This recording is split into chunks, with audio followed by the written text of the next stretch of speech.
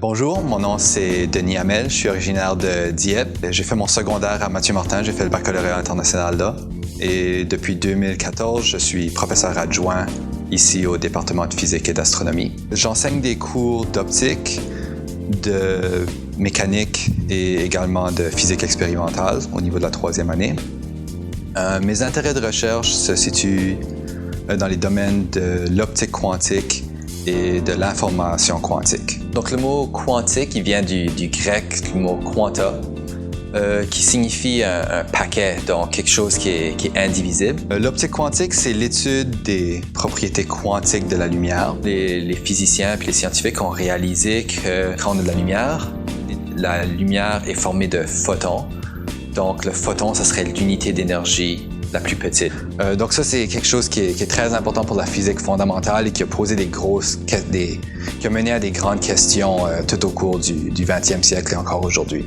L'informatique quantique, ou plutôt l'information quantique, elle vise à utiliser ces propriétés quantiques-là pour développer des technologies applicables.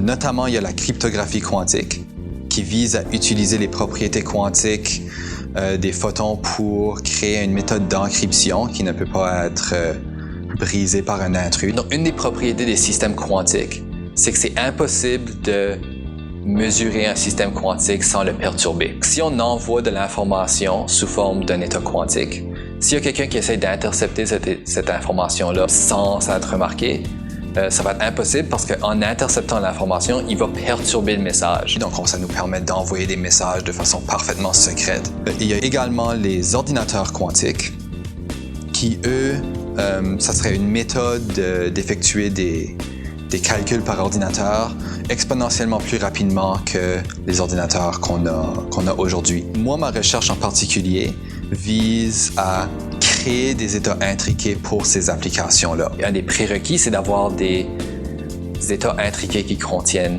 plusieurs photons et d'être capable de manipuler ces photons-là de façon appropriée. C'est très difficile de travailler avec des systèmes quantiques parce que dès qu'un système quantique va interagir avec l'environnement, il va commencer à perdre ses propriétés quantiques. Donc ma recherche vise un peu à développer les différents outils qui sont nécessaires pour être capable de mettre ça en œuvre. Ici, à l'Université de Moncton, on est très bien équipé pour faire ce genre de recherche. Dans mon laboratoire, on a beaucoup de lasers très performants, des lasers continus et des lasers pulsés pour faire ces recherches ici.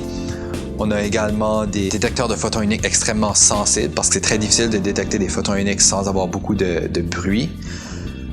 Et également, on a des cristaux non linéaires très particuliers qui sont utilisés pour produire nos paires de photons intriqués.